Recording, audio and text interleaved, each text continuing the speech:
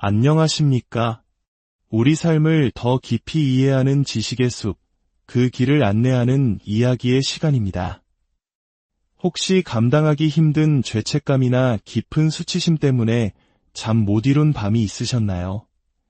때로는 그 감정이 너무나도 무거워 차라리 모든 것이 내 잘못이라고 여기는 편이 마음 편할 때도 있습니다. 이상하게 들릴지 모르지만 바로 이 지점에서 우리는 인간 심리의 가장 기묘하고도 중요한 한 단면을 마주하게 됩니다. 바로 통제력을 되찾으려는 인간의 처절한 몸부림입니다. 오늘 우리는 병적인 나르시시즘의 가장 깊은 곳에 숨겨진 감정, 죄책감과 수치심의 역설적인 역할에 대해 이야기해 보려 합니다. 이 지식이 당신과 주변 사람들의 마음 건강을 지키는데 작은 등불이 되기를 바랍니다. 더 많은 분들이 건강한 관계를 맺어갈 수 있도록 이 이야기가 도움이 되셨다면 공유를 통해 지혜를 나눠주시는 것도 큰 힘이 될 것입니다. 많은 심리학자들은 병적인 나르시시즘이 어린 시절 경험한 깊은 수치심에 대한 방어 기제라고 설명합니다. 아이가 자신의 무력함과 절망감을 느끼는 순간 예를 들어 학대나 방임과 같은 충격적인 경험 속에서 그 수치심은 영혼 깊은 곳에 뿌리내리게 됩니다. 가해자에게 맞서지 못했다는, 그 상황을 바꾸지 못했다는 자괴감. 이 수치심은 마치 핵폐기물처럼 마음속 깊은 곳에 묻히게 됩니다. 너무나 고통스럽고 자아를 뒤흔드는 감정이기에 우리는 어떻게든 이 감정을 외면하고 격리하려 했습니다. 여기서 심리학의 중요한 두 가지 개념이 등장합니다. 바로 외부 투사적 방어와 내부 투사적 방어입니다.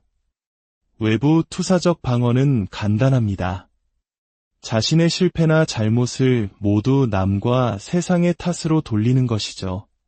나는 잘못 없어. 저 사람 때문에, 환경 때문에 이렇게 된 거야. 이것이 바로 나르시시스트들이 흔히 사용하는 방식입니다. 반면 내부 투사적 방어는 그 정반대입니다. 주변에서 일어나는 모든 일, 심지어 내 통제 밖에 있는 일까지도 전부 자신의 책임으로 받아들이는 것입니다. 긍정적인 결과는 물론 모든 부정적인 결과의 원인이 바로 나라고 믿는 것이죠. 놀랍게도 죄책감과 수치심은 바로 이 내부 투사적 방어에 속합니다. 이것이 바로 오늘의 핵심, 죄책감의 역설입니다. 생각해 보십시오. 만약 당신이 어떤 일에 대해 죄책감을 느낀다면 그 말은 무슨 뜻일까요? 그 일이 그렇게 된 것은 내 책임이다 라는 뜻입니다. 잠깐, 그런데 내 책임이라는 것은 곧 내가 그 상황을 통제하고 있었다는 의미가 되지 않습니까? 내가 운전대를 잡고 있었고 내가 결정권자였다는 뜻입니다. 그렇습니다. 죄책감은 사실 통제력을 상실했다는 끔찍한 무력감으로부터 자신을 보호하기 위한 무의식적인 자기기만인 것입니다. 내 인생이 통제 불능 상태로 표류하고 있다고 느낄 때, 모든 것이 외부 요인에 의해 결정된다고 느낄 때 차라리 이 모든 것은 내 탓이다 라고 믿어버림으로써 역설적으로 통제력을 되찾는 환상을 얻는 것입니다. 내가 이 모든 비극의 연출가이자 주인공이라고 스스로를 속이는 대가로 우리는 주도권이라는 환상을 잠시나마 손에 쥘 수 있습니다. 물론 세상에 공짜 점심은 없습니다. 이 환상적인 통제력을 얻는 대가는 혹독합니다. 바로 끝없는 죄책감과 수치심입니다. 모든 결정권이 나에게 있었다면 잘못된 결과에 대한 책임 역시 온전히 내가 져야 하니까요. 결국 죄책감과 수치심은 절망적인 무력감에서 벗어나기 위해 치르는 비용인 셈입니다. 이것이 왜 중요할까요? 심리치료 과정에서 무조건적으로 내담자의 죄책감과 수치심을 없애주려는 시도가 때로는 위험할 수 있기 때문입니다. 만약 치료사가 당신 잘못이 아니에요. 당신은 어쩔 수 없는 희생자였어요 라고 말하며 모든 죄책감을 덜어준다고 상상해 보십시오. 그 순간 내담자는 안도감을 느끼는 동시에 끔찍한 공포와 마주하게 될 수 있습니다. 아, 나는 정말 아무런 힘도 없는 그저 상황에 이리저리 끌려다닌 장기말에 불과했구나. 통제력을 상실했다는 실존적인 공포가 엄습하는 것입니다. 결국 우리는 선택의 기로에 놓입니다. 통제력을 갖고 있다는 환상 속에서 죄책감을 느끼며 살 것인가, 아니면 죄책감은 없지만 내가 내 삶의 주인이 아니라는 무력감을 안고 살 것인가. 이 미묘하고도 중요한 균형을 이해하는 것이 치유의 첫걸음입니다.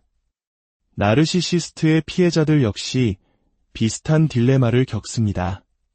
그들은 종종 내가 좀 더 잘했더라면, 내가 그때 다른 선택을 했더라면 하고 자책하며 스스로에게서 문제의 원인을 찾으려 합니다. 이는 사실 그 끔찍했던 관계 속에서 아주 작은 통제력이라도 되찾으려는 처절한 시도입니다. 나르시시스트에게 내가 아무 의미도 없는, 언제든 갈아 끼울 수 있는 부품 같은 존재였다는 진실을 마주하는 것은 너무나도 끔찍하기 때문입니다. 차라리 내가 뭔가 잘못해서 이 관계가 망가졌다고 믿는 편이, 내가 특별한 존재였기에 선택되었다고 믿는 편이 덜 고통스러운 것입니다. 그렇다면 나르시시스트 자신은 이 근원적인 수치심을 어떻게 다룰까요? 그들은 죄책감과 수치심을 정면으로 마주하는 대신 거대하고 환상적인 서사를 만들어냅니다. 바로 과대성이라는 방어기제입니다. 나는 완벽하다. 나는 모든 것을 통제한다. 나는 신과 같다.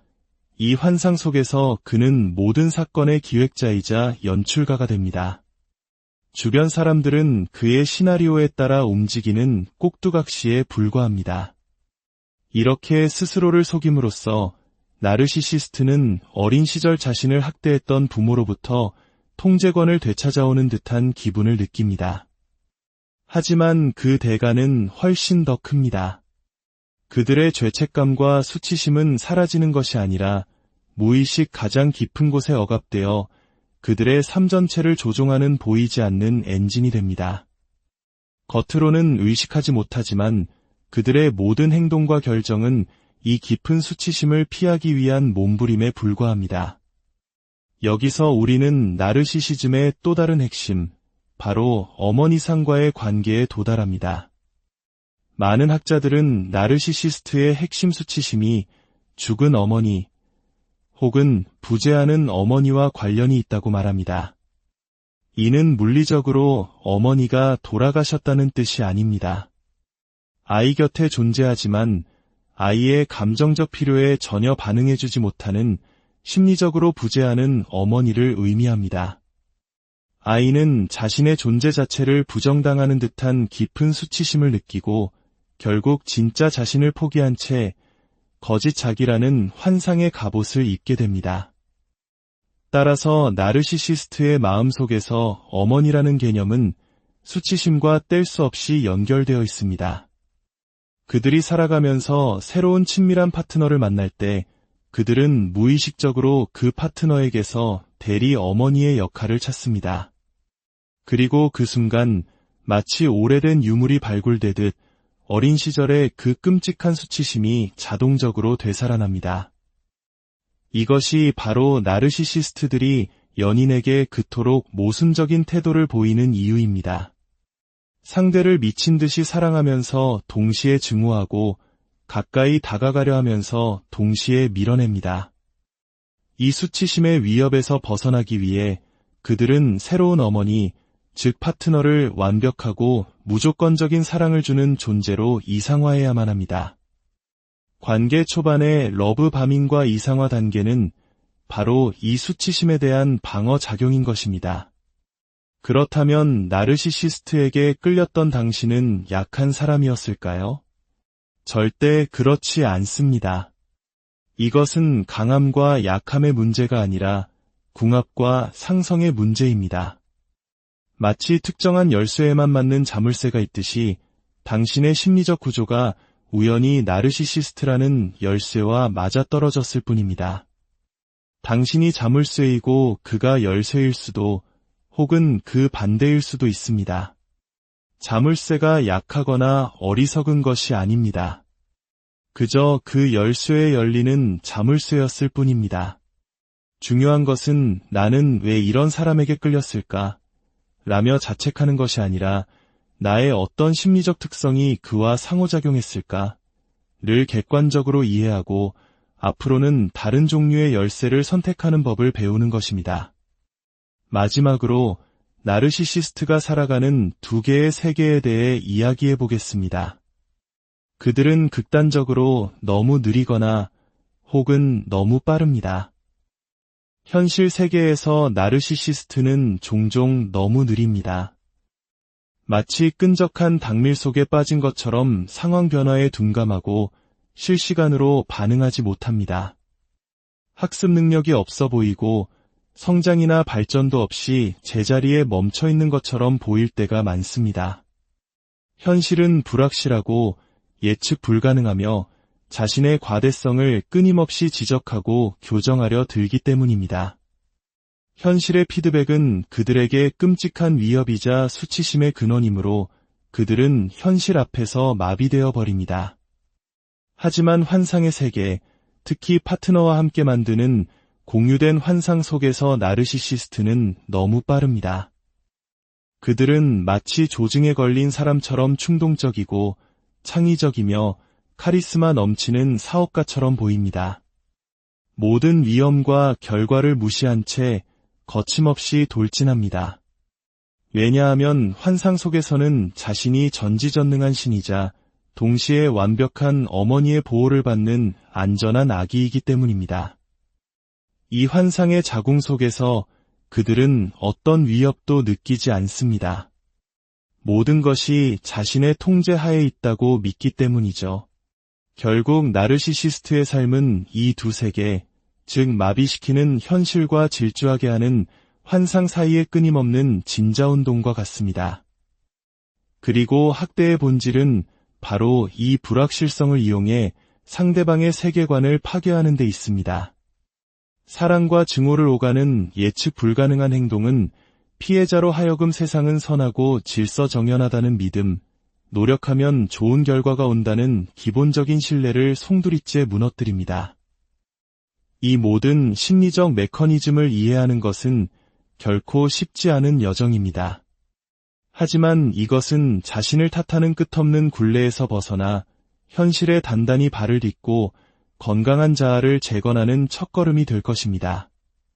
죄책감과 수치심을 무조건 부정하거나 억누르는 대신 그것이 왜 생겨났는지, 어떤 역할을 했는지 이해하고 통찰의 서사로 통합할 때 우리는 비로소 그 감정들의 주인이 될 수 있습니다.